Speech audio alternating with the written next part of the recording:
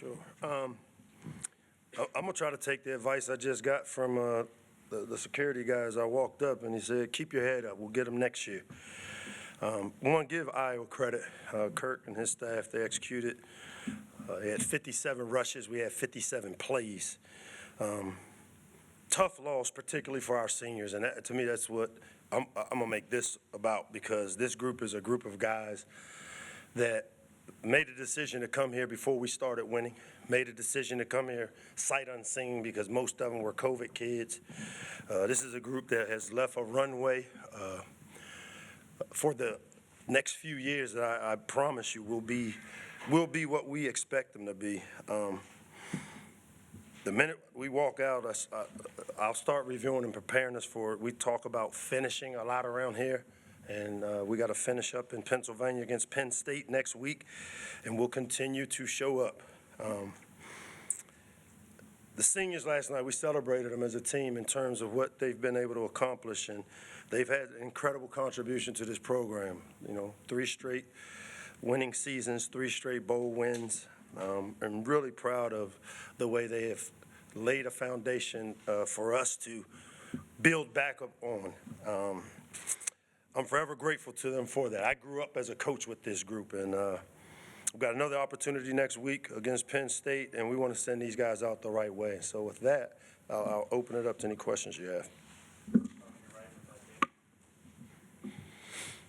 Mike, the way Iowa began today with those long drives, what does that do to a defense? What does that do to you guys who only have a handful of plays on the field to begin? I mean, it gives them confidence, obviously, to sustain drives. And it's, you know, when you look at what they were able to do and get executed, it's when you're dealing with a quarterback that's not healthy, it's what you would want to get accomplished. And we weren't able to do it in the run game. To take the little pressure off of our quarterback, we needed to be able to cover people up. And, you know, the last few weeks I saw us do that.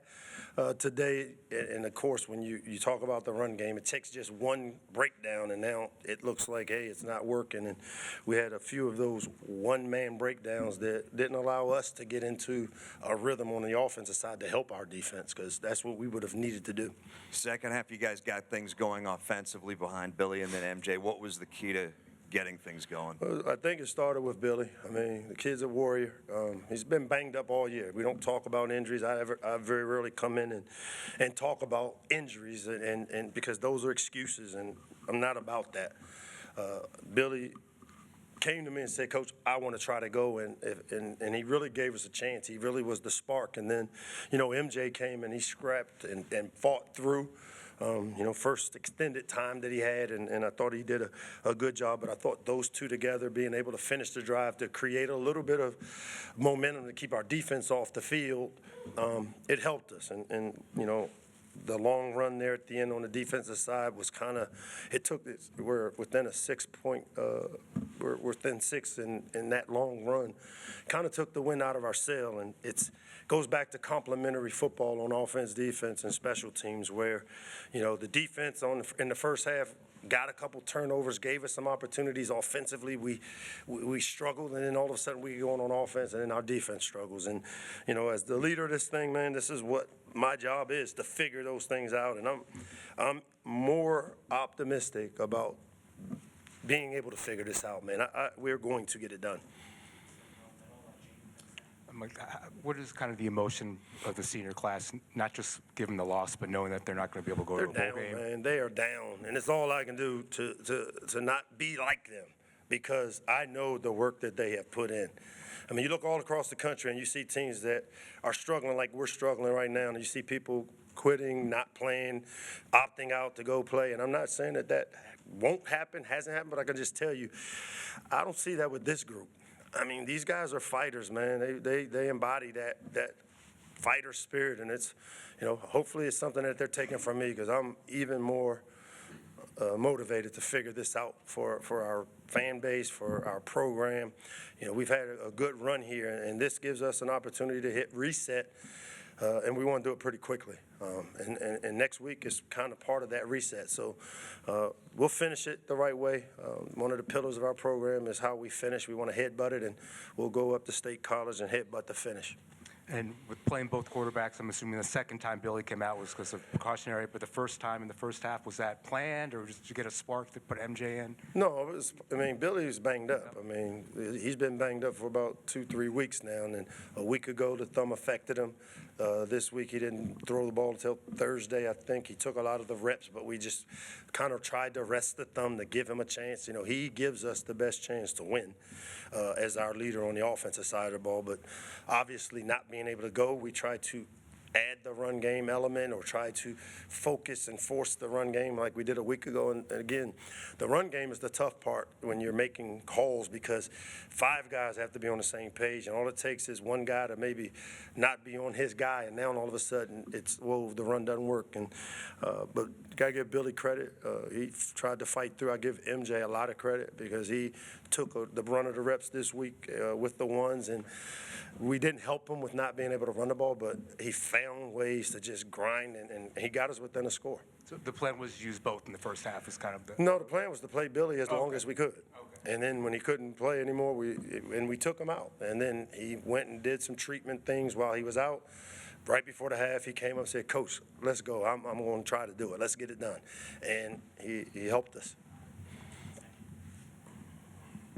Hey, Coach. Sam, what's up? Wanted to ask you, this season, even through the losses, you've told how proud you are of this team, but if you had to identify one reason why, it just never came together at least, is there one thing that stands out to you? I think each week I kind of talk about we're young. The last couple of years we've lost key guys that are 3- and 4-year starters, whether it's DJ Glaze, Jalen Duncan, Spencer Anderson, Deontay Banks, Tarheeb Steele, Bo Braid, a lot of guys that have played a lot of football around here over the years. And we built this team with high school players. And high school players have to learn to win. They have to go through some of the things we've gone through. And you see 27, a true freshman playing corner. You see 72, a true freshman playing left tackle. You see 6, a true freshman playing safety. You see Mike Hershey, a true freshman playing center. Those guys, I can't rush their maturity. We put the work in, the resources to them, and they'll be better. We'll be better because of those guys. And now when you add the resources that the new landscape gives us and we're able to go maybe backfill some of the depth areas that showed up with the injuries. That's why I'm very optimistic about the direction we'll be able to go. It's tough now, but we'll learn and be able to grow from some of the painful things we've had to go through. And I know we've talked a lot about, the crowds all year. On your team's senior night, it felt like there were maybe more Iowa fans than Maryland fans. There was a "Let's Go Hawkeyes" chant going. Was that disappointing to you and to the seniors? How do you feel about that? I don't have a feeling about that. I care. We always deal with what we can control. The things we can control are developing our program, the seniors, those guys continuing to lead.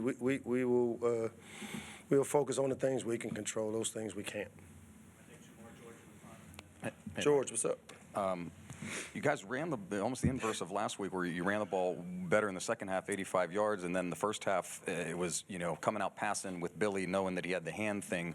What was the strategy behind that? Yeah, it did. Those are RPOs, and when they got 9 guys in the box, there's going to be one unblocked guy, and so then that's where the chess match starts. Billy threw the ball well in pre-practice. He felt it. Well, the first pass he ended up getting hit, and that's where the thumb got affected again. Went and got some treatment. We put RPOs on the run game because those are the answers. Once he wasn't able to go, we got MJ in the game. And a guy like Stratton, who make a sophomore walk-on, making his first career start for them. Of course, they're going to Caleb Johnson a lot, and you can't necessarily get pressure on the quarterback. But was there a point to try to make him make some mistakes, even though he didn't throw the ball that many times today? I thought he made a couple of mistakes in the run game, but it's a matter of they were able to rush the ball to take the pressure off of him. That's a veteran O-line, a veteran group. We're not there yet. And I tell you what, these lessons that we'll take from this season, and Alan Haran, he's a sophomore. Lou Ball, first-year starter, he's a sophomore. You throw in Michael Hershey, you throw in Therese Davis. All right, on the left side, those guys will benefit from this year. And again, that's the part of the patience that I don't have. I'm learning. I'm trying. I'm doing everything I can to be patient.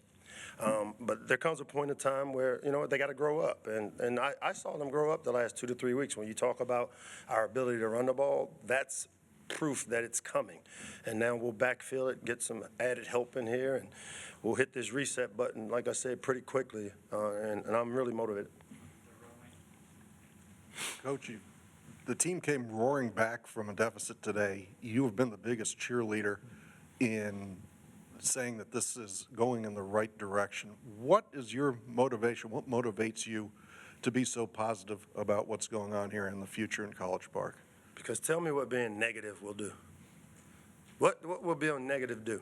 I mean, I just choose to not live my life that way. If I felt sorry for myself and was negative about everything I've had to endure as a person, I wouldn't be standing here in front of you. And so it's my job to model that for my team, for these young men, because they're our future. And you know what? Sometimes you wake up and life turns out like it did today. And you better get up, look yourself in the mirror, and a lot like that mascot we have, the turtle, take the next step forward. Just keep going. And so that's who I am. That's what I'm going to continue to be for this program as long as they'll have me. And you'll continue to see me be who I am. I'm very, very comfortable with that. And my team will represent that. Thanks.